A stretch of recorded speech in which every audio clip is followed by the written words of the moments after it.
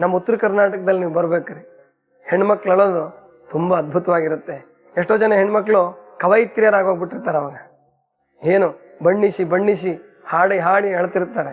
ಗಲ್ಲ ಹಿಡ್ಕೊಂಡು ಆ ಗಂಡಂಗೆ ಹೇಳ್ತಾ ಇದ್ದಾಳೆ ಹೆಂಡತಿ ಒಬ್ಳು, ಅಳ್ತಾ ಇದ್ದಾಳೆ, ಅಯ್ಯೋ ಹೋದೆಲ್ಲ, ಮಾಂಸ ಕೇಳಿದ್ದೆ, ಮಾಡಿಟ್ಟಿದ್ದೆ, ತಿನ್ಲಾರ್ದೆ ಹೋದೆ ಅಲ್ಲ. ಎಷ್ಟು ಸಾರಿ ತಿಂದಿಲ್ಲ ಅವನು, ಈಕೆ ಎಷ್ಟು ಸಾರಿ ನೀಡಿಲ್ಲ, ಕೊನೆಗೆ ತಿನ್ಲಾರ್ದೆ ಹೋದೆಯಲ್ಲ ಅಂತ ಅಳೋದು. ಒಟ್ಟು ಅಳೋದಕ್ಕೆ ಅಳ್ತಾ ಕವಯಿತ್ರಿಯರಾಗ್ತಕ್ಕಂಥದ್ದನ್ನು ನಾವು ಕಾಣ್ತೀವಿ. ಇನ್ನು ಕೆಲವರು ಅಳು ಬರ್ದಿದ್ರು ಅಳ್ತಿರ್ತಾರೆ, ಅದರಲ್ಲೂ ವಿಶೇಷವಾಗಿ ಗಂಡು ಮಕ್ಕಳು. ಯಾಕೆ ಯಾರಾದ್ರೂ ಏನಾದ್ರು ತಿಳ್ಕೊಂಡಾರಲ್ಲ, ನೋಡು ಅಪ್ಪ ಸತ್ತಿದ್ದಾನೆ, ಅಳಂಗೆ ಇಲ್ಲ ಮಾರಾಯ, ಸದ್ಯ ಒಳ್ಳೇದಾಯ್ತು, ಕೀಲಿಕೈ ಸಿಕ್ತು ಅಂತ ಅನ್ಕೊಂತಾರೇನೋ ಅಂಥೇಳಿ ಅಳಕ್ ಪ್ರಯತ್ನ ಪಡ್ತಿರ್ತಾರೆ. ನಾನು ಅಂತೀನಿ, ಆ ಥರ ಅಳೋದು ಬೇಡ. ಆತ್ಮೀಯತೆ ಇದ್ದಾಗ ಆತ್ಮೀಯರು ತೀರ್ಕೊಂಡ್ರೆ ಸ್ವಲ್ಪ ಅಳು ಬರೋದು, ದುಃಖ ಆಗೋದು ಸಹಜ. ಆದ್ರೆ ಬೇರೆಯವ್ರು ಯಾರಾದ್ರೂ ಏನಾರು ಅನ್ಕೊಂಡಾರಲ್ಲ ಅಂತ ಅಳೋದು ಬೇಡ. ನಮ್ಮ ಉತ್ತರ ಕರ್ನಾಟಕದಲ್ಲಿ ಒಂದು ಪದ್ಧತಿ ಇದೆ, ಈ ಕಡೆ ಇದೆಯಲ್ಲೋ ಗೊತ್ತಿಲ್ಲ, ಈ ಕಡೆನೂ ಇರಬೇಕು ಸಾಮಾನ್ಯವಾಗಿ. ಅಳ್ತಾನೂ ಇರ್ತಾರೆ, ಆ ಕಡೆ ಹೊರಗಡೆ ಪಟಾಕಿನೂ ಸುಡ್ತಿರ್ತಾರೆ. ನೀವು ಸಾಮಾನ್ಯವಾಗಿ ಪಟಾಕಿ ಸುಡೋದು ಯಾವ್ದ್ರ ಸಂಕೇತನಪ್ಪ? ಸಂತೋಷದ ಸಂಕೇತ ಅಲ್ವಾ? ಹಬ್ಬಗಳಲ್ಲಿ ಈಗ ದೀಪಾವಳಿ ಹಬ್ಬದಲ್ಲಿ, ಗಣಪತಿ ಹಬ್ಬದಲ್ಲಿ ಪಟಾಕಿ ಹಚ್ತಾರೆ, ಏನಕ್ಕೆ? ಖುಷಿಗೋಸ್ಕರ. ಮತ್ತೀಗ ಅಲ್ಲಿ ಸತ್ತಿದಾರಲ್ಲ, ಯಾಕೆ ಪಟಾಕಿ ಹಚ್ತೀರಾ? ಸತ್ತಿದ್ದು ಒಳ್ಳೇದಾಯ್ತು ಅಂತನಾ? ಹಂಗಾರೆ ಸತ್ತಿದ್ದು ಒಳ್ಳೇದಾಯ್ತು ಅನ್ನೋದಾದ್ರೆ ಪಟಾಕಿ ಹಚ್ಚಿದ್ರೆ ಅಳಬೇಡ್ರಿ, ಅಥವಾ ಅಳೋದಾದ್ರೆ ಪಟಾಕಿ ಹಚ್ಚಬೇಡ್ರಿ. ಎರಡೂ ಮಾಡ್ತಿರಲ್ಲಪ್ಪ, ಅದೇ ದ್ವಂದ್ವ ಅಂತ ಹೇಳೋದು. ಅದಕ್ಕೆ ನಾನು ಹೇಳೋದು, ಸುಮ್ಮನೆ ನಾಟಕೀಯವಾಗಿ ಅಳೋದು ಬೇಡ. ಕೆಲವ್ರು ನೋಡ್ಬೇಕು ನೀವು, ಊರಲ್ಲಿ ಯಾರಿಗೋ ಸುದ್ದಿ ಹೋಗಿರುತ್ತೆ, ಇಂಥವ್ರು ನಿಮ್ಮ ಅಜ್ಜ ತೀರ್ಕೊಂಡ್ರು, ಅಲ್ಲಿ ಹರಟೆ ಹೊಡ್ಕೊಂಡೇ ಬರ್ತಿರ್ತಾರೆ. ಟ್ಯಾಕ್ಟ್ರಲ್ಲಿ ಬರುವಾಗೆಲ್ಲ ಇನ್ನು ಅಳ್ತಾ ಬರ್ತಿರ್ತಾರ? ಇಲ್ಲ, ಹರಟೆ ಹೊಡ್ಕೊಂಡೇ ಬರ್ತಿರ್ತಾರೆ. ಮನೆಗೆ ಬರೋ ತನಕನೂ ಚೆನ್ನಾಗಿರ್ತಾರೆ. ಮನೆಗೆ ಬಂದ್ರು, ಬಾಗಿಲಿಂದ ಒಳಗಡೆ ಬಂದ್ರು ಅಂದ್ರು ಏನಬ್ಬ ಹಬ್ಬ ಹಬ್ಬ ಹಬ್ಬ ಶೂರಾಗಿ ಹೋಗ್ಬಿಡ್ತಾರೆ. ಎಲ್ಲರನ್ನು ನೂಕಿ ತಾವು ಹೋಗಿ ಹತ್ತಿದ್ದು ಯಾಕೆ ಈ ಥರ? ಅದಕ್ಕೆ ನಾನು ಹೇಳೋದು, ಧೈರ್ಯವಾಗಿರೋಣ, ಸಾವನ್ನ ಒಪ್ಕೊಳ್ಳೋಣ. ಸಾವು ಬಂದಿದೆ, ವಯಸ್ಸಾಗಿತ್ತು ಅಥವಾ ವಿಪರೀತ ರೋಗ ಆಗಿತ್ತು, ಇರಲಿ ಪರವಾಗಿಲ್ಲ, ಹೋದ್ರು, ಏನು ತೊಂದರೆ ಇಲ್ಲ.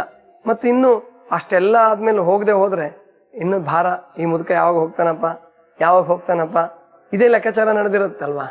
ಅದಕ್ಕೆ ಸಾವು ಅನ್ನುವಂಥದ್ದು ಕೂಡ ಅದು ಒಳ್ಳೇದು, ಸಾವು ಕೆಟ್ಟದ್ದಲ್ಲ. ಅದನ್ನು ನಾವು ಸರಿಯಾಗಿ ಅರ್ಥ ಮಾಡ್ಕೋಬೇಕು. ಇನ್ನು ನಮ್ಮ ಪ್ರಾಣೇಶ್ ಒಂದ್ ಕಡೆ ಬಹಳ ಚೆನ್ನಾಗಿ ಹಾಸ್ಯ ಮಾಡ್ತಾರೆ. ಸಾವಿನ ಮನೆಯಲ್ಲೂ ಹಾಸ್ಯ ಎಷ್ಟು ಅದ್ಭುತವಾಗಿದೆ ಅಂದ್ರೆ, ಹೀಗೆ ಒಬ್ಬ ಯಜಮಾನ, ಒಬ್ಬ ಗಂಡ ತೀರ್ಕೊಂಡ್ಬಿಟ್ಟ, ಹೆಂಡತಿ ಆಕೆ ಅಳ್ತಾ ಇದ್ದಾಳೆ. ಹೆಚ್ಚು ಜನ ಸಂಬಂಧಿಕರೇನು ಇರಲಿಲ್ಲ ಅವ್ರಿಗೆ, ಅವರು ಇವರು ಬಂದಿರಲಿಲ್ಲ, ಬಹಳ ಜನ ಬಂದಿರಲಿಲ್ಲ. ಆದರೂ ಒಬ್ರು ಇಬ್ರು ಯಾರೋ ಬರೋರು, ಮಾತಾಡ್ಸ್ಕೊಂಡು ಹೋಗೋರು. ಆ ಊರಿನ ಗೌಡ ಮಾತಾಡ್ಸೋದಕ್ಕಿಂತ ತಡವಾಗಿ ಬಂದ, ಮಧ್ಯಾಹ್ನದ ಮೇಲೆ ಎಲ್ಲ ಸುದ್ದಿ ಗೊತ್ತಾಗಿತ್ತು. ತಡವಾಗಿ ಏನೋ ಕೆಲಸದ ನಿಮಿತ್ತ ತಡವಾಗಿ ಬಂದ್ಮೇಲೆ ಆಕೆ ಹತ್ತು ಸಾಕಾಗಿ ಸುಮ್ಮನೆ ಕೂತಿದ್ಲು. ಇನ್ನೇನು ಎಲ್ಲ ಬಂದು ಆ ಹೆಣನ ತಗೊಂಡು ಹೋಗ್ಬೇಕು. ಅಷ್ಟೊತ್ತಿಗೆ ಗೌಡ ಬಂದ್ರೆ ಗೌಡನ್ ನೋಡಿದ ಕೂಡಲೇ ಆಕೆ ದುಃಖ ಬಹಳ ಜೋರಾಗ್ಬಿಡ್ತು. ಬಹಳ ಜೋರಾಗಿ ಗಂಡನ್ಗೆಲ್ಲ ಹಿಡಿದು ಹೇಳ್ತಾಳೆ, ಏಯ್ ನೋಡ್ರಿ, ಇಲ್ಲಿ ಯಾರು ಬಂದಾರ ನೋಡ್ರಿ, ಗೌಡ್ರು ಬಂದಾರೆ, ಬಂದ್ ಕೂಡ್ಲೆ ಮ್ಯಾಗ್ ಬರ್ರಿ ಅಂತಿದ್ರಲ್ಲ, ಈಗ ಕರ್ಕೊಳ್ರಿ ಅನ್ನೋದು. ಗೊತ್ತಾಯ್ತಲ್ಲ? ಅಂದ್ರೆ ಗೌಡ ಮೇಲ್, ಅಲ್ಲಿ ಉತ್ತರ ಕರ್ನಾಟಕದಲ್ಲಿ ಕಟ್ಟೆ ಇರುತ್ತೆ ಮನೆಯಲ್ಲಿ, ಯಾರಾದ್ರೂ ಬಂದ್ರೆ ನೀವ್ ಹೆಂಗ್ ಕುತ್ಕೊಳ್ರಿ ಅಂತ ಚಾಪೆ ಹಾಕ್ತಿರಲ್ವಾ, ಹಾಗೆ ಅಲ್ಲಿ ಉತ್ತರ ಕರ್ನಾಟಕದಲ್ಲಿ ಮ್ಯಾಗ್ ಬರ್ರಿ ಅಂತಿರ್ತಾರೆ, ಕಟ್ಟೆ ಮೇಲೆ ಬರ್ರಿ ಅಂತ. ಆಕೆ ಹೇಳ್ತಾಳೆ, ಮ್ಯಾಗ್ ಬರ್ರಿ ಅಂತಿದ್ರಲ್ಲ, ಈಗ ಕರ್ಕೊಳ್ರಿ. ಗೌಡ್ರ ಸ್ಥಿತಿ ಏನಾಗಿರ್ಬೇಕು? ಗೌಡನ್ ಗಾಬರಿ ಆಗೋಯ್ತು. ಗೊತ್ತಾಯ್ತಲ್ವಾ? ಸಾವಿನ ಮನೆಯಲ್ಲೂ ಹಾಸ್ಯ ಅಂದ್ರೆ ಈ ತರ ಉಟ್ಕೊಳ್ತಾ ಇರುತ್ತೆ. ಪರವಾಗಿಲ್ಲ, ಆದ್ರೆ ಸಾವಿನ ವಿಷಯದಲ್ಲಿ ಎಲ್ಲರೂ ಚಿಂತಕರಾಗಬೇಕು. ಹುಟ್ಟನ್ನ ಎಲ್ಲರೂ ನಾವು ಹೇಗೆ ಸ್ವಾಗತಿಸ್ತೀವೋ ಹಾಗೆ ಸಾವನ್ನು ಕೂಡ ಸ್ವಾಗತಿಸುವ ಒಂದು ಶಕ್ತಿ ಬರಬೇಕು. ಈ ಆಧ್ಯಾತ್ಮ ಜೀವನ ಅನ್ನುವಂಥದ್ದು ಏನಿದೆ, ಅದು ನಮಗೆ ಅಂತಹ ಒಂದು ತಾಳ್ಮೆಯನ್ನು ಕಲಿಸುತ್ತೆ. ಇನ್ನೊಂದು ಮಾತು ಹೇಳ್ತಾ ಇದ್ದೆ ನಾನು, ಅಲ್ಲಿಗೆ ಗಮನ ಕೊಡಬೇಕು ನಾವೆಲ್ಲ, ಆ ಮಾತಿನ ಕಡೆ ಗಮನ ಹರಿಸ್ಬೇಕು. ಏನು ಅಂದ್ರೆ, ಸಾವಿನ ಮುಖದಲ್ಲಿ ಧೈರ್ಯವಾಗಿರ್ತಕ್ಕಂಥದ್ದು. ಸಾವು ಬಂದ್ಬಿಟ್ಟಿದೆ, ಇವಾಗ ಗೊತ್ತಿದೆ, ನಾನು ಸತ್ತೆ ಸಾಯ್ತೀನಿ ಅಂತ ಗೊತ್ತಿದೆ, ಆಗ್ಲೂ ಕೂಡ ಧೈರ್ಯವಾಗಿರಕ್ ಆಗುತ್ತಾ? ಯೋಚನೆ ಮಾಡಬೇಕು. ನಾನು ಒಬ್ಬ ವ್ಯಕ್ತಿ ಬಗ್ಗೆ ಕೇಳಿದ್ದೆ, ಒಬ್ರು ಡಾಕ್ಟ್ರು, ಆಯುರ್ವೇದಿಕ್ ಡಾಕ್ಟ್ರು, ಅವರು ಅರಸೀಕೆರೆಯಲ್ಲಿ ಇದ್ದಂಥವ್ರು, ಸುರೇಶ್ ಬಾಬು ಅಂತ ಹೇಳಿ, ಆಧ್ಯಾತ್ಮ ಜೀವಿ. ಅವ್ರಿಗೂ ತಾವೇ ಕಾರು ಡ್ರೈವ್ ಮಾಡ್ಕೊಂಡೆಲ್ಲ ಹೋಗ್ತಾ ಇರ್ಬೇಕಾದ್ರೆ ಮೊಬೈಲಲ್ಲಿ ಮಾತಾಡ್ಕೊಂಡು ಹೋಗ್ತಾ ಇದ್ರು. ಹಾಸನಕ್ಕೆ ಆಸ್ಪತ್ರೆಗೆ ತಗೊಂಡು ಹೋಗ್ತಾ ಇದ್ರು.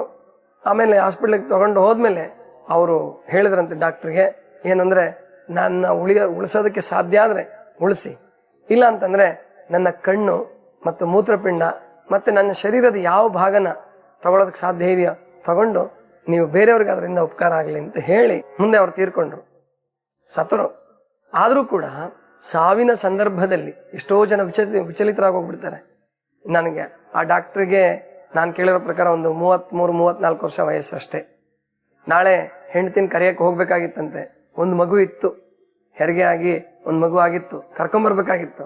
ಅಂಥದ್ರಲ್ಲಿ ಸಾವು ಬಂದಾಗ ತನ್ನ ಕಣ್ಣು ಮತ್ತು ಮೂತ್ರಪಿಂಡಗಳು ಬೇರೆಯವ್ರಿಗೆ ಉಪಯೋಗ ಆಗಲಿ ಅನ್ನುವ ಭಾವನೆ ಏನಿದೆಯಲ್ಲ, ಅವರು ಧೀರರು. ನಿಜವಾಗಿ ಸಾವು ಹೇಗೆ ಬರಲಿ ಅದಕ್ಕೆ ಕಾರಣನ ಹೇಳಲಿಕ್ಕಾಗಲ್ಲ. ಸಾವಿಗೆ ಔಷಧಿನೂ ಇಲ್ಲ, ಸಾವಿಗೆ ಕಾರಣನೂ ಹೇಳಲಿಕ್ಕಾಗಲ್ಲ. ಹೀಗೆ ಬರಬಾರ್ದಾಗಿತ್ತು, ಹಾಗೆ ಬರಬೇಕಾಗಿತ್ತು ನಾವು ಅನ್ಕೊಂತೀವಿ ಅಷ್ಟೇ. ಆದ್ರೆ ನಿಜವಾಗಿ ಅದು ಹೇಗೆ ಬರುತ್ತೋ ಹಾಗೆ ಸ್ವಾಗತಿಸೋದು ನಮ್ಮ ಕರ್ತವ್ಯ. ಆದರೆ ಆ ಸಾವಿನ ಮುಖದಲ್ಲಿಯೂ ಕೂಡ ಆ ಧೀರತೆಯನ್ನು ಏನು ಪ್ರದರ್ಶಿಸಿದ್ರು, ಆ ದಾನ ಮಾಡಬೇಕು ಅನ್ನುವಂಥ ಪ್ರವೃತ್ತಿ ಅವ್ರಿಗೆ ಜಾಗೃತಿ ಆಯಿತು. ಅದು ಯಾರಿಗೆ ಸಾಧ್ಯ ಅಂದರೆ ಆಧ್ಯಾತ್ಮ ಜೀವಿಗಳಿಗೆ ಮಾತ್ರ ಸಾಧ್ಯ. ಸಾವಿಗೆ ಔಷಧಿನೂ ಇಲ್ಲ, ಸಾವಿಗೆ ಕಾರಣನೂ ಹೇಳಲಿಕ್ಕಾಗಲ್ಲ. ಹೀಗೆ ಬರಬಾರ್ದಾಗಿತ್ತು, ಹಾಗೆ ಬರಬೇಕಾಗಿತ್ತು ನಾವು ಅನ್ಕೊಂತೀವಿ ಅಷ್ಟೇ. ಆದ್ರೆ ನಿಜವಾಗಿ ಅದು ಹೇಗೆ ಬರುತ್ತೋ ಹಾಗೆ ಸ್ವಾಗತಿಸೋದು ನಮ್ಮ ಕರ್ತವ್ಯ. ಆದರೆ ಆ ಸಾವಿನ ಮುಖದಲ್ಲಿಯೂ ಕೂಡ ಆ ಧೀರತೆಯನ್ನು ಏನು ಪ್ರದರ್ಶಿಸಿದ್ರು, ಆ ದಾನ ಮಾಡಬೇಕು ಅನ್ನುವಂಥ ಪ್ರವೃತ್ತಿ ಅವ್ರಿಗೆ ಜಾಗೃತಿ ಆಯಿತು. ಅದು ಯಾರಿಗೆ ಸಾಧ್ಯ ಅಂದರೆ ಆಧ್ಯಾತ್ಮ ಜೀವಿಗಳಿಗೆ ಮಾತ್ರ ಸಾಧ್ಯ. ಅದಕ್ಕೆ ಬಂಧುಗಳೇ, ನಿಮಗೂ ನಾನು ಈ ಮೂಲಕ ಸೂಚನೆ ಕೊಡೋದೇನಪ್ಪ ಅಂತಂದ್ರೆ, ಈ ಶರೀರ ಬಿದ್ದು ಹೋಗುತ್ತೆ. ಇನ್ನು ನಮ್ಮಲ್ಲಿ ಮೂಢನಂಬಿಕೆ ಇದೆ, ಏನು ಅಂತಂದ್ರೆ ಶರೀರ ಭಿನ್ನ ಆಗಬಾರ್ದು. ಕಣ್ಣು ದಾನ ಮಾಡಿ ಅಂತ ಹೇಳಿದಾಗ್ಲೋ, ಅಥವಾ ಮೂತ್ರಪಿಂಡ ದಾನ ಮಾಡಿ ಅಂತ ಹೇಳಿದಾಗ್ಲೋ, ಅಥವಾ ಇಂಥ ಸಂದರ್ಭಗಳಲ್ಲಿ ಕೆಲವರು ಸಂಪ್ರದಾಯವಾದಿಗಳು ಹೇಳ್ತಿರ್ತಾರೆ ಅದು ಭಿನ್ನ ಆಗಬಾರ್ದು ಕಣ್ಣು, ಅದು ದೋಷ. ಏನ್ ದೋಷನಪ್ಪ? ತಗೊಂಡೋಗಿ ಮಣ್ಣಲ್ಲೇ ಇಟ್ಬಿಡ್ತಾ ಇದ್ದೀರಾ ಅಲ್ವಾ, ಅಥವಾ ಸುಟ್ಟು ಹಾಕ್ತಾ ಇದ್ದೀರಾ. ಆ ಶರೀರದ ಜೊತೆ ಕಣ್ಣನ್ನು ಸುಟ್ಟರೆ ಯಾವ ಭಾಗ್ಯ ಬರುತ್ತೆ? ಅದ್ರ ಬದಲು ಆ ಕಣ್ಣನ್ನು ಇನ್ನೊಬ್ರಿಗೆ ದಾನ ಮಾಡಿದರೆ, ನಿಮ್ಮ ಕಣ್ಣಿನ ಮೂಲಕ ನೀವು ಹೋದ್ರೂ ಕೂಡ ನಿಮ್ಮ ಕಣ್ಣಿನ ಮೂಲಕ ಇನ್ನೊಬ್ಬ ಅಂಧ ನೋಡ್ತಾನೆ, ನಿಮ್ಮ ಮೂತ್ರಪಿಂಡದ ಮೂಲಕ ಇನ್ನೊಂದಷ್ಟು ದಿವಸ ಬದುಕ್ತಾನೆ. ಎಂತ ಪುಣ್ಯದ ಕೆಲಸ ಅಲ್ವಾ? ಅದಕ್ಕೆ ಇತ್ತೀಚೆಗೆ ಅದರ ಬಗ್ಗೆ ಜಾಗೃತಿ ಉಂಟಾಗಿದೆ. ಕಣ್ಣುಗಳನ್ನು ದಾನ ಮಾಡ್ತಕ್ಕಂತಹ ಪ್ರವೃತ್ತಿ ಬರ್ತಾ ಇದೆ, ಮೂತ್ರಪಿಂಡಗಳನ್ನು ದಾನ ಮಾಡೋ ಪ್ರವೃತ್ತಿ ಬರ್ತಾ ಇದೆ. ಇನ್ನೂ ಕೆಲವರು ಒಂದು ಒಳ್ಳೆ ಕೆಲಸ ಮಾಡ್ತಾರೆ, ಇಡೀ ಶರೀರನೇ ದಾನ ಮಾಡ್ಬಿಡ್ತಾರೆ. ಸುಡೋದು ಬೇಡ, ಹೂಳೋದು ಬೇಡ. ಯಾಕಂದ್ರೆ ಅದರಲ್ಲೂ ನಮ್ಮಲ್ಲಿ ಧಾರ್ಮಿಕ ರಾಜಕೀಯ ಉಂಟಾಗಿದೆ. ಏನು ಅಂತಂದ್ರೆ ವೈಷ್ಣವರೆಲ್ಲ ಸುಡೋದು, ಶೈವರೆಲ್ಲ ಹೂಳೋದು, ಈ ತರ ಭಾವನೆ ಉಂಟಾಗ್ಬಿಟ್ಟಿದೆ. ಅದು ಪರಿಸರ ದೃಷ್ಟಿಯಿಂದ ಯಾವ್ದು ಒಳ್ಳೇದೋ ಅದನ್ನು ಯೋಚನೆ ಮಾಡ್ಕೊಂಡು ನೀವೇ ಮಾಡಿ. ಯಾಕಂದ್ರೆ ನಾನು ಇದನ್ನು ಸರಿ ಅಂತಂದ್ರೆ ನಿಮ್ದು ಆ ಪರ ಇದ್ದೀರಾ, ಈ ಪರ ಇದ್ದೀರಾ ಅಂತ ಭಾವನೆ ಬರ್ಬೋದು. ನೀವು ಹೇಗೆ ಮಾಡ್ತೀರೋ ಪರಿಸರ ನೋಡ್ಕೊಂಡು ಮಾಡಿ. ಪರಿಸರ ದೃಷ್ಟಿಯಿಂದ ಮತ್ತೆ ಇಂಧನದ ದೃಷ್ಟಿಯಿಂದ ಅದು ಮತ್ತೆ ಗೊಬ್ಬರ ಆಗಿ ಉಪಯೋಗ ಆಗ್ತಕ್ಕಂಥದ್ದು. ಈಗ ಒಂದು ಶರೀರವನ್ನು ಉರುಳಿಟ್ರೆ ಅದ್ರ ಮೇಲೆ ಮರ ಬೆಳೆಸ್ಬೋದು, ಅದು ಗೊಬ್ಬರ ಆಗತ್ತೆ ಭೂಮಿಗೆ. ಆದ್ರಿಂದ ಯಾವ್ದು ಅನುಕೂಲನೋ ನೀವು ಹಾಗೆ ಮಾಡ್ಬೋದು. ಆದ್ರೆ ನಾವು ಏನೇ ಮಾಡಿದ್ರು ಕೂಡ ನಮ್ಮ ಅಂಗಾಂಗಗಳು ಇನ್ನೊಬ್ಬರಿಗೆ ಉಪಯೋಗ ಆಗುವ ಹಾಗೆ ಮಾಡ್ತಕ್ಕಂಥದ್ದು ಇನ್ನೂ ಶ್ರೇಷ್ಠವಾದ ಕೆಲಸ. ಇಡೀ ಶರೀರವನ್ನೇ ದಾನ ಮಾಡಿದರೆ ಅನೇಕ ಜನ ವಿದ್ಯಾರ್ಥಿಗಳು ಅದ್ರ ಮೇಲೆ ಸಂಶೋಧನೆ ಮಾಡಲಿಕ್ಕೆ ಅಥವಾ ಅವರಿಗೆ ಪ್ರಾಯೋಗಿಕವಾಗಿ ತೋರಿಸ್ಲಿಕ್ಕೆ ಆಸ್ಪತ್ರೆಗಳಿಗೆ ಉಪಯೋಗ ಆಗಬಹುದು. ಆದ್ರಿಂದ ಬಂಧುಗಳೇ, ಕಣ್ಣು ಮತ್ತು ಮೂತ್ರಪಿಂಡಗಳನ್ನ ದಾನ ಮಾಡ್ತಕ್ಕಂತಹ ಪ್ರವೃತ್ತಿಯನ್ನ ಹೆಚ್ಚು ಹೆಚ್ಚು ಬೆಳೆಸ್ಕೊಳ್ಳಿ. ಇನ್ನು ಸಾವಿನ ವಿಷಯದಲ್ಲಿ ಒಂದು ಪ್ರಯೋಗ ಮಾಡಬೇಕು ಅಂತ ನಾನು ಹೇಳ್ತೀನಿ ಎಲ್ರಿಗೂ. ಏನಪ್ಪಾ, ಓಶೋ ಅಂತ ಒಬ್ರು ಇದ್ರು ತತ್ವಜ್ಞಾನಿಗಳು.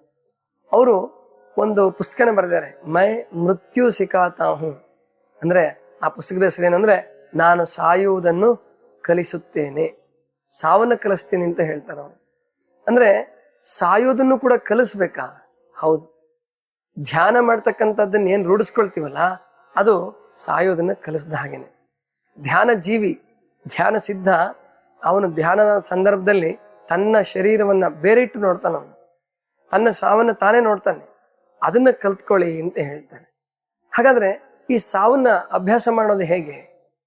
ನಾವು ಬದುಕಿದ್ದಾಗ್ಲೇನೆ ಸಾವಿನ ಬಗ್ಗೆ ಕಲ್ಪನೆ ಮಾಡಬೇಕು, ಸಾವಿನ ಬಗ್ಗೆ ಕಲ್ಪಿಸ್ಕೊಳ್ತಾ ಇರ್ಬೇಕು. ನನಗೆ ಸಾವು ಬರಬಹುದು, ಬಂದ್ರೆ ಹೇಗೆ ಬರ್ಬೋದು? ಅದು ಸಾವಿನ ಪ್ರಸಂಗಗಳನ್ನು ಸ್ವಲ್ಪ ಯೋಚನೆ ಮಾಡ್ಕೊಳ್ತಾ ಇರ್ಬೇಕು. ನನ್ನ ಜೀವನದಲ್ಲಿ ಒಂದು ಘಟನೆ ಹೇಳ್ತೀನಿ ನಿಮಗೆ, ಕೊನೆಯದಾಗಿ ಆ ಘಟನೆ ಹೇಳ್ತೇನೆ, ನಿಮಗೆ ಸ್ವಲ್ಪ ಆ ಸಾವಿನ ಬಗ್ಗೆ ಧೈರ್ಯ ಬರ್ಬೋದೇನೋ ಅಂತ ನನ್ನ ಭಾವನೆ. ನಾನು ಡೆಲ್ಲಿಗೆ ಹೋಗೋ ಪ್ರಸಂಗ ಬಂತು. 2004ನೇ ಇಸ್ವಿಯಲ್ಲಿ ತೋಂಟದಾರ್ಯ ಮಠದಲ್ಲಿದ್ದಾಗ ಡೆಲ್ಲಿಗೆ ಹೋಗ್ಬೇಕಾಗಿತ್ತು. ಎಲ್ರಿಗೂ ಖುಷಿಯೋ ಖುಷಿ, ಬಸವ ತತ್ವ ಪ್ರಸಾರಕ್ಕೆ ಸ್ವಾಮಿಗಳು ಡೆಲ್ಲಿಗೆ ಹೋಗ್ತಾರೆ. ಸರಿ, ಎಲ್ಲ ಕಡೆ ಸುದ್ದಿ ಆಯಿತು, ರಿಸರ್ವೇಷನ್ ಆಯಿತು. ಟ್ರೈನ್ ರಿಸರ್ವೇಷನ್ ಮಾಡಿಸಿದ್ದೀನಿ. ಟ್ರೈನ್ ರಿಸರ್ವೇಷನ್ ಮಾಡಿಸಿ ನನಗೆ ಟಿಕೆಟ್ ತಂದು ಕೊಟ್ಟರು. ಒಂದು ಸುದ್ದಿ ಬಂತು, ಡೆಲ್ಲಿ ರೈಲ್ವೆ ಸ್ಟೇಷನ್ನಲ್ಲಿ ಬಾಂಬ್ ಸ್ಫೋಟ ಆಗಿ 10 ಜನ ಸತ್ತಿದ್ದಾರೆ ಅಂತ ಹೇಳ್ಬಿಟ್ಟು. ಸರಿ, ನನ್ನ ಮನಸ್ಸು ವಿಚಾರ ಮಾಡ್ಲಿಕ್ಕೆ ಶುರು ಮಾಡ್ತಪ್ಪ. ಹೌದು, ನಾನು ಡೆಲ್ಲಿಗೆ ಹೋದಾಗ ಒಂದು ಪಕ್ಷ ಬಾಂಬ್ ಸ್ಫೋಟ ಆದರೆ ಏನು ಮಾಡೋದು? ಮನಸ್ಸು ವಿಚಾರ ಮಾಡಕ್ಕೆ ಶುರು ಮಾಡ್ತು. ಅವಾಗ ಒಂದು ಮನಸ್ಸು ಹೇಳ್ತು, ಕ್ಯಾನ್ಸಲ್ ಮಾಡಿಬಿಡು ಸುಮ್ಮನೆ. ಯಾಕಂದರೆ ಯಾಕೆ ಸುಮ್ಮನೆ ಹೋಗೋದು, ಬಾಂಬ್ ಸ್ಫೋಟ ಆಗೋದು, ಸತ್ತು ಹೋಗೋದು, ಯಾಕಪ್ಪ, ಕ್ಯಾನ್ಸಲೇ ಮಾಡಿಬಿಡು, ನೀನು ಹೋಗದೇ ಇದ್ರೇನು ಏನೂ ಆಗಲ್ವಲ್ಲ. ಅವಾಗ ಇನ್ನೊಂದು ಮನಸ್ಸು ಇನ್ನೊಂದು ಸಾರಿ ಹೇಳ್ತು, ಏನು ಅಂತಂದರೆ, ಇಲ್ಲ, ಎಲ್ರಿಗೂ ಹೇಳ್ಬಿಟ್ಟಿದ್ದೀನಿ, ಪ್ರಚಾರ ಆಗಿದೆ, ಹೋಗಲೇಬೇಕು. ಸರಿ, ಒಂದೊಂದು ಸಾರಿ ರಾತ್ರಿನೇ ಎಚ್ಚರ ಆಗ್ಬಿಡೋದು, ಬಾಂಬ್ ಸ್ಫೋಟ ಆದರೆ ಅಂತ. ಆಮೇಲೆ ಮುಂದೆ ನಾನು ತಿರುಗಿ ನಿಂತ್ಕೊಂಡೆ ಮನಸ್ಸಿನ ವಿರುದ್ಧವಾಗಿ. ನೋಡೋಣ ಹಾಗಾದ್ರೆ ಏನಾಗತ್ತಪ್ಪ ಬಾಂಬ್ ಸ್ಫೋಟ ಆದರೆ ಅಂತ ಧೈರ್ಯವಾಗಿ ನಿಂತ್ಕೊಳ್ಳೋಕೆ ಶುರು ಮಾಡಿದೆ. ಆಗ ಮನಸ್ಸು ಹೇಳೋದು, ಹೌದಪ್ಪ, ಬಾಂಬ್ ಸ್ಫೋಟ ಆಗಿ ನಿನಗೇನಾರ ಪೆಟ್ಟಾದರೆ, ಕೈ ಹೋದರೆ, ಕಾಲು ಹೋದರೆ, ಆಮೇಲಿಂದ ಇನ್ನೇನಾದರೂ ಆದರೆ, ನಾನೇ ಹೇಳ್ಕೊಂಡೆ ಆವಾಗ, ಒಳ್ಳೇದೇ ಆಯ್ತಲ್ಲ, ಕಾಲು ಹೋಯ್ತು, ಕೈ ಹೋಯ್ತು, ಕಣ್ಣು ಮೊದಲೇ ಹೋಗಿದೆಯಾ, ಕಾಲು ಕೈ ಹೋದ್ರೆ ಆರಾಮಾಗಿ ಒಂದೇ ಕಡೆ ಇದ್ದು, ಈಗ 17 ವರ್ಷದಿಂದ ಸುತ್ತಾಡಿ ಸಾಕಾಗಿದೆ. ಈಗ ಒಳ್ಳೇದೇ ಆಯಿತು, ಕೈಯೋ ಕಾಲು ಹೋದರೆ ಯಾರೋ ಭಕ್ತರು ಅಥವಾ ಮಠಾಧೀಶರು ಕೂರ್ಸಿ ಊಟ ಹಾಕ್ತಾರೆ, ಒಳ್ಳೇದಾಯಿತು, ಧ್ಯಾನ ಮಾಡ್ಕೊಂತ ಇರಬಹುದು ಅಂದೆ. ಆಮೇಲೆ ಧೈರ್ಯವಾಗಿ ಹೋದೆ. ಆಮೇಲೆ ಮನ್ಸು ಇನ್ನೊಂದು ಕೇಳ್ತು, ಹೌದಪ್ಪ, ನಿನ್ನ ಬೋಗಿಲೆ ಬಾಂಬ್ ಬಿದ್ದರೆ, ನಿನ್ನ ಬೋಗಿಲೆ ಬಾಂಬ್ ಇತ್ತಪ್ಪ. ಅವಾಗ ಅಂದ್ಕೊಂಡೆ, ಹೌದು, ಆ ಬಾಂಬ್ ಹೆಂಗೆ ಸ್ಫೋಟ ಆಗುತ್ತೆ, ಎಷ್ಟು ಶಬ್ದ ಬರುತ್ತೆ, ಅದನ್ನು ನೋಡ್ಬೋದಲ್ಲ ಅಂತ. ನಿನ್ನ ಸೀಟ್ ಕೆಳಗೆ ಇದ್ರೆ ಅಂತ ಮನಸ್ಸು. ಆವಾಗ ಹೇಳಿದೆ ಮನಸ್ಸಿಗೆ, ಅದಿನ್ನೂ ಒಳ್ಳೇದೇನೆ, ಯಾಕಂದ್ರೆ ಸೀಟ್ ಕೆಳಗೆ ಬಾಂಬ್ ಸ್ಫೋಟ ಆದರೆ ಗೊತ್ತೇ ಆಗಲ್ಲ, ಗೊತ್ತಾಗ್ಲಾರ್ದಂಗೆ ಸತ್ತೋಗಿರ್ತೀನಿ, ಬಹಳ ಒಳ್ಳೇದು ಅಂತ ಹೇಳಿದೆ. ಡೆಲ್ಲಿಗೂ ಹೋದೆ, ಡೆಹ್ರಾಡೂನ್ಗೂ ಹೋದೆ, ಋಷಿಕೇಶಕ್ಕೆ ಹೋದೆ, ಎಲ್ಲ ಕಡೆ ಅಡ್ಡಾಡ್ಕೊಂಡು ಬಂದೆ. ಇನ್ನು ಬಾಂಬ್ ಸ್ಫೋಟ ಆಗಿಲ್ಲ, ಅದಕ್ಕೆ ನಾನಿನ್ನು ಸತ್ತಿಲ್ಲ. ಗೊತ್ತಾಯ್ತಲ್ವಾ? ನಿಮ್ಮ ಮುಂದೆ ಪ್ರವಚನ ಹೇಳ್ತಾ ಇದ್ದೀನಿ.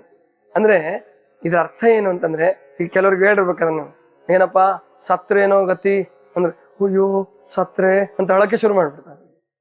ಯಾರು ಹತ್ರ ಒಂದು ಸಾವು ನಿಲ್ಲಲ್ಲ. ಅದಕ್ಕೆ ನಾವು ತಿಳ್ಕೊಬೇಕು, ಸಾವಿನ ಜೊತೆಗೆ ಧೈರ್ಯವಾಗಿ ನಡ್ಕೊಳ್ಬೇಕು, ಸಾವನ್ನ ಆನಂದವಾಗಿ ಸ್ವಾಗತಿಸ್ಬೇಕು. ಮತ್ತೆ ಈಗ ನೀವು ಪ್ರಾರಂಭದಲ್ಲೇ ಕೇಳಿದ್ರಿ, ಅಳುವ ಕಡಲೊಳು ತೇಲಿ ಬರುತ್ತಲಿದೆ ನಗೆಯ ಹಾಯಿ ದೋಣಿ. ಅಳುವ ಕಡಲಿನಲ್ಲಿ ಏನಿದೆ? ನಗೆಯ ಹಾಯಿ ದೋಣಿ ಇದೆ. ನಗೆಯ ಹಾಯಿ ದೋಣಿ ಯಾವುದ್ರಲ್ಲಿದೆ? ಅಳುವ ಕಡಲಲ್ಲೇ ಇದೆ. ಅಂದ್ರೆ ಎರಡು ದ್ವಂದ್ವ. ಸಾವಿನ ಈ ಬದುಕಿಗೆ ಸಾವು ಇನ್ನೊಂದು ತುದಿ. ಬದುಕು ಅಂತಕ್ಕಂಥದ್ದು ಒಂದು, ಹುಟ್ಟು ಅನ್ನೋ ಒಂದು ತುದಿ, ಸಾವು ಅನ್ನುವಂಥದ್ದು ಒಂದು ತುದಿ. ಒಂದು ತುದಿ ಬಿಟ್ಟು ಇನ್ನೊಂದು ತುದಿ ಇರ್ಲಿಕ್ಕೆ ಸಾಧ್ಯನೇ ಇಲ್ಲ. ಆದ್ರಿಂದ ಸಾವಿನ ಬಗ್ಗೆ ಹೆದರ್ಕೊಳ್ಳೋದು ಬೇಡ. ಎಂತೆಂಥ ಧೀರರು ಬದುಕಿದ್ದಾರೆ. ಇವತ್ತು ನಾವು ನಮ್ಮ ಸೈನಿಕರಿಗೆ ನಾವು ಚಿರಋಣಿಗಳಾಗಿರ್ಬೇಕು. ಭಾರತದ ಸೈನಿಕರಿಗೆ ಅವರು ನಿಜವಾಗಿ ಭಾರತಾಂಬೆ ಹೆಮ್ಮೆ ಪುತ್ರರು. ಇವತ್ತು ನಾವೆಲ್ಲ ಸಂತೋಷವಾಗಿ ಉಸಿರಾಟ ಮಾಡ್ತಾ ಇದ್ದೀವಿ ಅಂತಂದ್ರೆ, ನಾವು ಸ್ವಾತಂತ್ರ್ಯದ ಸುಖವನ್ನ ಅನುಭವಿಸ್ತಾ ಇದ್ದೀವಿ ಅಂತಂದ್ರೆ ಅದಕ್ಕೆ ಯಾರು ಕಾರಣರು? ಸೈನಿಕರೇ ಕಾರಣರಲ್ವಾ? ಅಂತಹ ಸೈನಿಕರು ಸಾವು ಪ್ರತಿನಿತ್ಯ ಎದುರುಗಳು ನೋಡ್ತಿರ್ತಾರೆ. ತಮ್ಮೆದುರಿಗೆ ತಮ್ಮ ಸ್ನೇಹಿತರು ಸಾಯ್ತಾರೆ, ಆದ್ರೂ ಧೈರ್ಯವಾಗಿರ್ಬೇಕು ಅವರು. ತಮ್ಮ ಎದುರಿಗೆ ಬಾಂಬ್ ಸ್ಫೋಟ ಆಗ್ತಿರುತ್ತೆ, ಶೆಲ್ಸ್ ಬೀಳ್ತಾ ಇರುತ್ತೆ, ಏನೆಲ್ಲ ಬಿದ್ರು ಧೈರ್ಯವಾಗಿರ್ತಾರಲ್ಲ, ಅವರಿಗೆ ನಾವು ಚಿರಋಣಿಗಳಾಗೋಣ. ಲಾಲ್ ಬಹದ್ದೂರ್ ಶಾಸ್ತ್ರಿಗಳು ಹೇಳ್ತಾರಲ್ಲ, ಜೈ ಜವಾನ್ ಜೈ ಕಿಸಾನ್, ಇಬ್ಬರಿಗೆ ನಾವು ಚಿರಋಣಿಗಳಾಗಿರ್ಬೇಕು, ಸೈನಿಕರಿಗೆ ಮತ್ತು ರೈತರಿಗೆ. ರೈತ ಕಷ್ಟಪಟ್ಟು ನಮ್ಗೆ ಅನ್ನ ಕೊಡ್ತಾನೆ, ಸೈನಿಕ ನಮಗೆ ರಕ್ಷಣೆ ಮಾಡ್ತಾನೆ. ಅಂತಹವರಿಗೆ ಧನ್ಯವಾದವನ್ನು ಹೇಳ್ತಾ ಈ ಸಾವಿನ ವಿಷಯವನ್ನ ಮುಕ್ತಾಯ ಮಾಡೋಣ.